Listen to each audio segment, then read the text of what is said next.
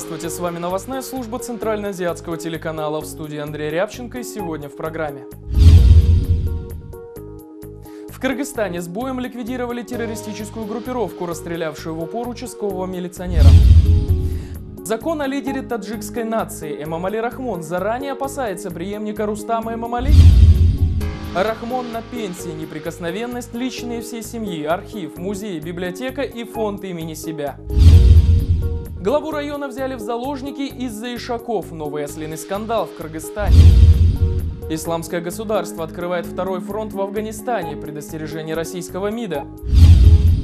В таджикском Кулябе митинг. Сотрудникам коммунальной службы не выплачивают зарплаты уже более 5 месяцев. А в узбекском Ундижане планируют уничтожить 7-вековой минарет по личному распоряжению премьер-министра.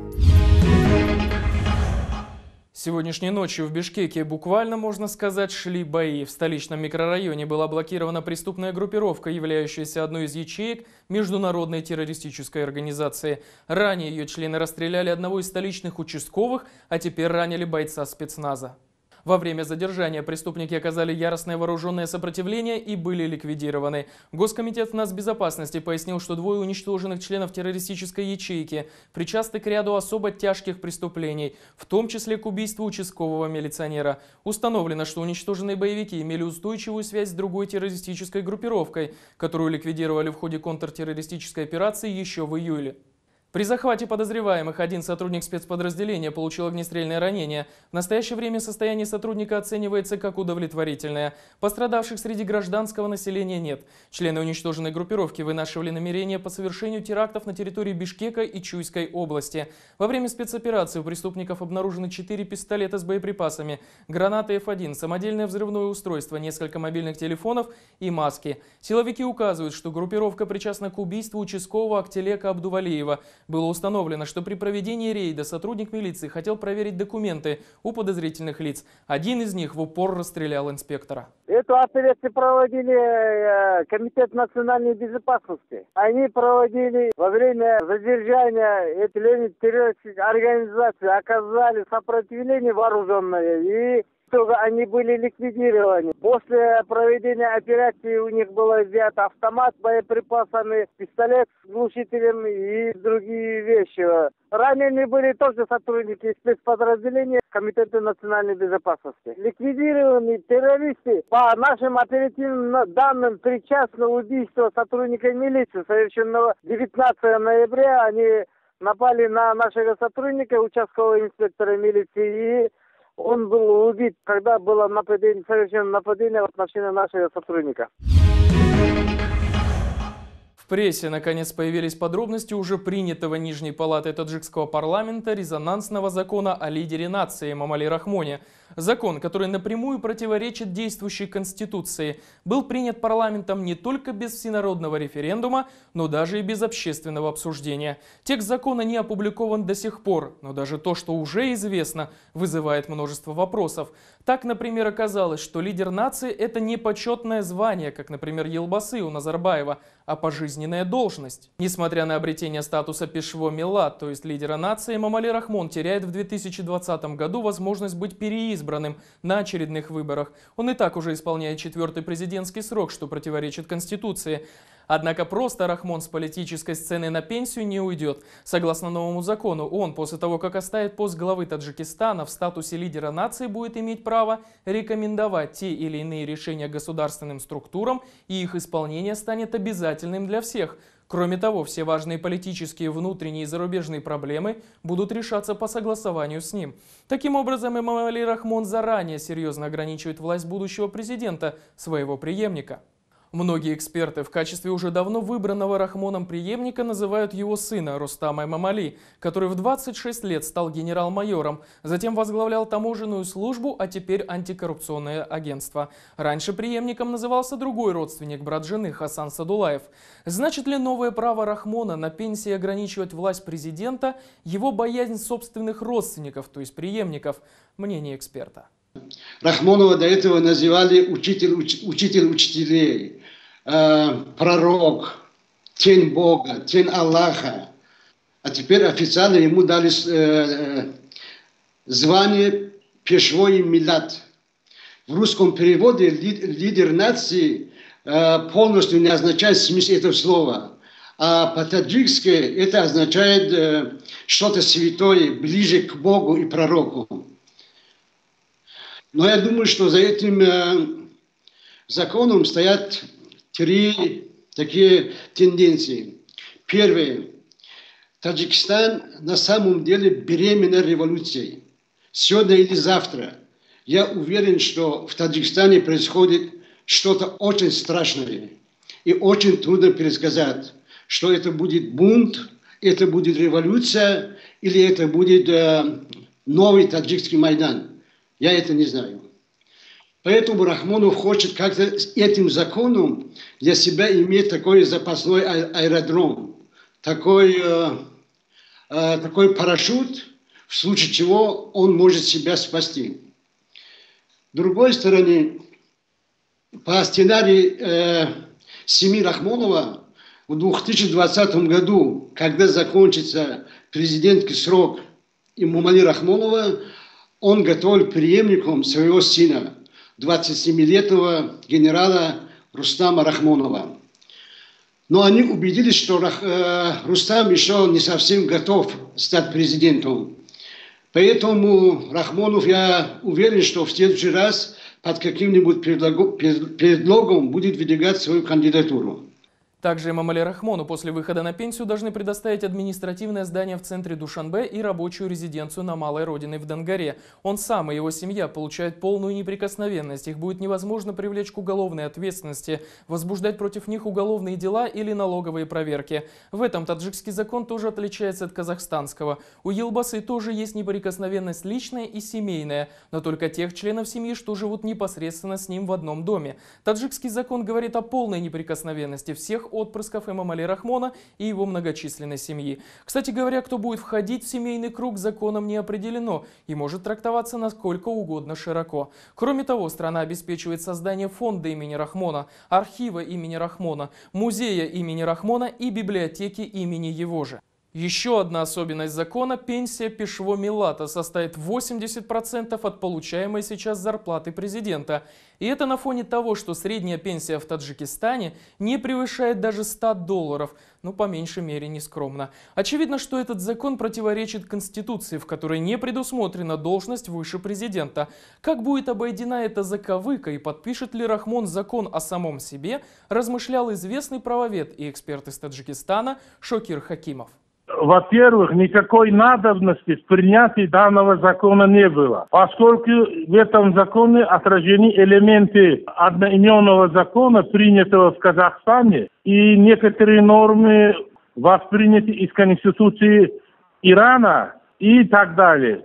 Поэтому, по существу, гарантия, статус и в том числе безопасность президента после его завершения и механизмы его участия в управлении страной четко предусмотрены Конституцией и иными законодательствами. Поэтому стратегия заключается в том, чтобы создать дополнительную правовую основу для обеспечения действующего президента с тем, чтобы он пожизненно руководил страной. Теперь у Таджикистана почти уже есть собственный лидер таджикской нации, основоположник мира и согласия, непререкаемый авторитет, усмиритель гражданской войны и устроитель светлого будущего. Но это все эпитеты, применяющиеся внутри республики. А знают ли Эмомали Рахмона за пределами Таджикистана? Мы провели опрос россиян и спросили, известен ли им такой исторический и политический деятель. Скажите, вы слышали, кто такой Эмомали Рахмон? Нет, понятия не имею. Это, подождите, это где-то то ли в Киргизии, то ли в Казахстане, нет, не в Казахстане, но где-то там. Узбекский или таджикский президент, по-моему, да? Узбекистан. Ну как, этот самый президент нашей Среднеазиатской республики. А какой именно? Эмомали Рахмон, Таджикистан. А далее коротко о других новостях Центральноазиатского региона.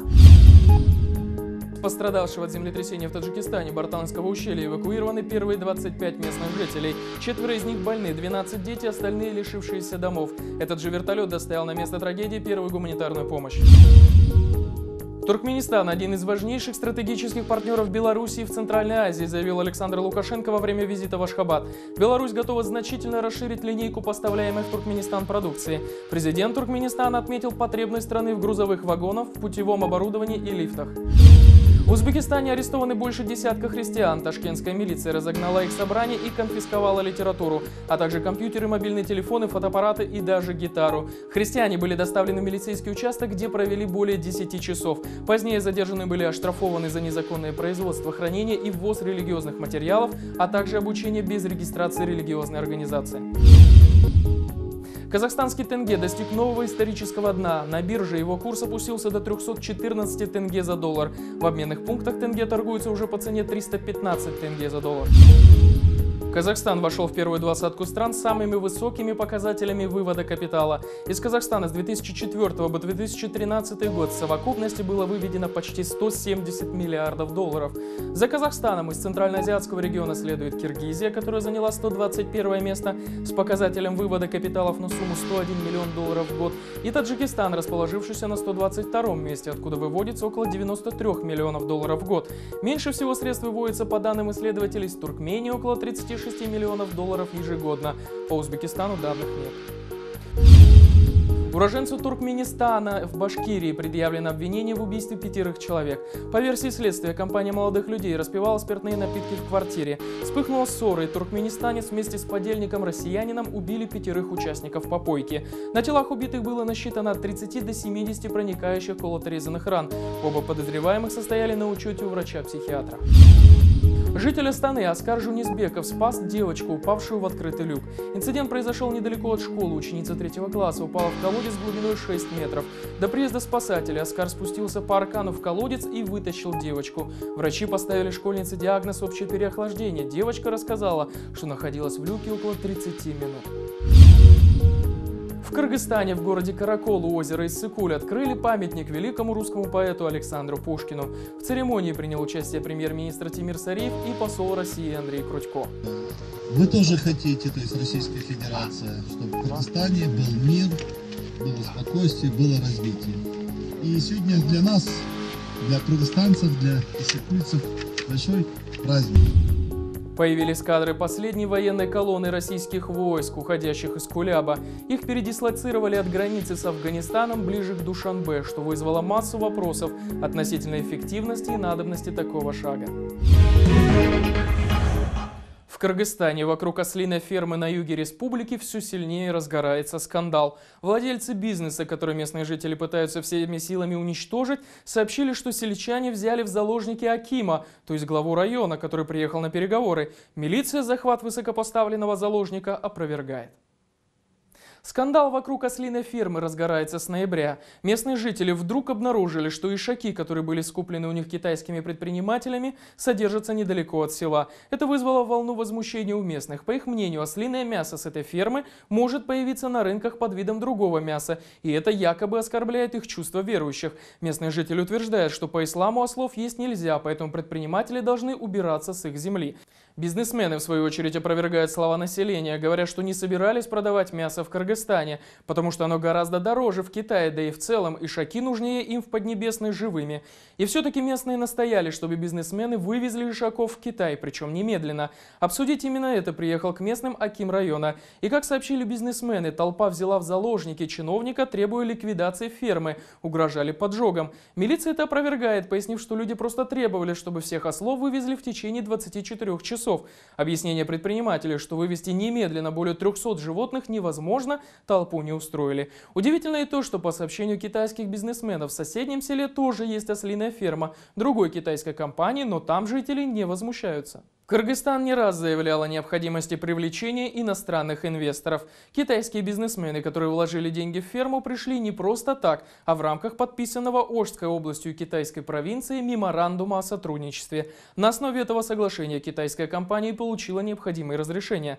Очевидно, что сейчас бизнесмены будут вынуждены уйти из Кыргызстана, несмотря на вложенные средства. Главной причиной того, что иностранные инвесторы чувствуют себя в Кыргызстане недостаточно уверенно и недостаточно комфортно, является в первую очередь слабость центральной власти. известно, что правительство и институт президента, они в недостаточной степени контролируют ситуацию в стране, они боятся выступлений каких-то местных элит, местных кланов, и поэтому, исходя из этого, определенные внешние силы, может быть, конкуренты тех же самых китайских или других инвесторов, они широко используют такие инструменты, как в кавычках народное недовольство, для того, чтобы каким-то образом замораживать определенные проекты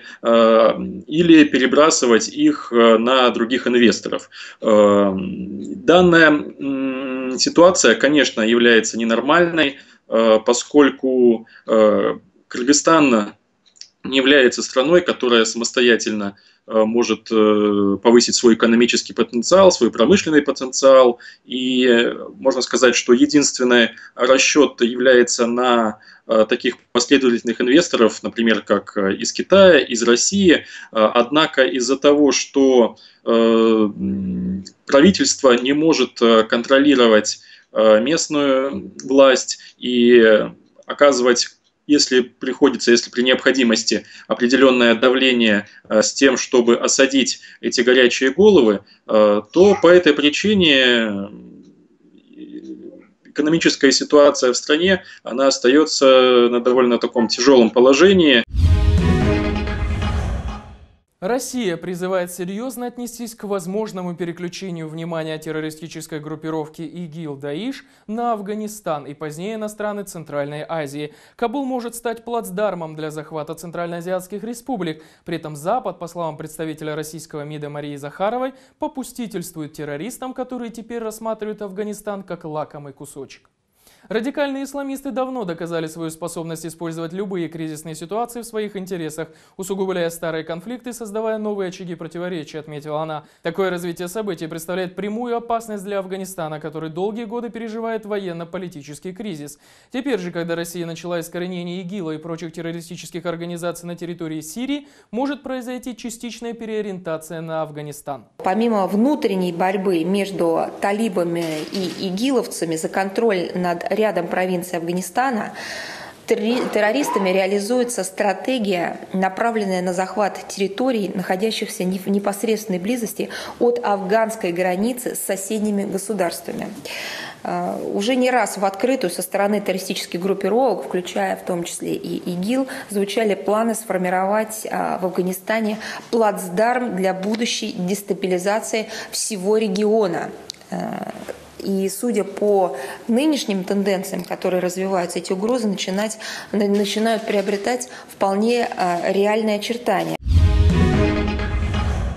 В таджикском городе Куляб несколько десятков человек, это работники коммунального хозяйства, в основном женщины, вышли на митинг с требованием выплаты зарплаты. Оказалось, что управляющая компания при городской мэрии не выплачивает сотрудникам долг уже более 5 месяцев. По данным Азади, люди собрались у здания администрации Кулябы. Они требуют выплаты зарплат. В случае, если власти им не помогут стребовать долг, женщины готовы идти дальше и добраться вплоть до Душанбе и Эмомали Рахмона. По словам митингующих, компания не сообщает о причинах задолженности. При этом организация находится в ведении городской администрации и, соответственно, зарплата им выплачивается и из бюджета. Люди от наступающего в семьях из-за этого голода готовы пойти на крайние меры. Власти Узбекистана планируют разрушить минарет в центре Андижана, который был построен в 13 веке. Вместе с ним сносу подлежит молельная, при комплексе ей еще больше лет. Однако возражения историков отметены. На месте архитектурного комплекса Джами по требованию премьер-министра начаты работы по строительству новодела Андижанского Регистана. По данным Азадлика, власти планируют построить фонтан на месте историко-архитектурного комплекса, расположенного в старой части города Андижана. Строители подтвердили, что минарет будет разрушен. Снос минарета внесен в план, сказали они. Он может быть снесен в эти дни в течение 1-2 дней. Минарет имеет 700-летнюю историю, является культурным памятником, имеющим историческую ценность, с неповторимой резьбой, которая считается образцом национального прикладного искусства. Источники в чиновничьей среде рассказали, что предложение по сносу минарета было внесено заместителем председателя председателя Госкомитета по архитектуре и строительству, который якобы опасается 9-бального землетрясения. Он считает, что минарет не способен вынести такого землетрясения и поэтому предложил просто снести его. Та же участь ждет и древнюю молельную, самым древним памятником на территории Джами. Она была построена во второй половине 13 века. На территории историко-архитектурного комплекса, согласно предложению премьер-министра Узбекистана, будет возведен Андижанский Регистан. Историки выступили против превращения древней площади с 8-вековой историей в так называемый Андижанский Регистан. По сути, никому не нужный новодел, подделку под Самарканд. Однако этот проект курирует лично премьер-министр. С вами была новостная служба Центральноазиатского телеканала. Мы говорим то, что иные предпочитают умалчивать. До следующей встречи.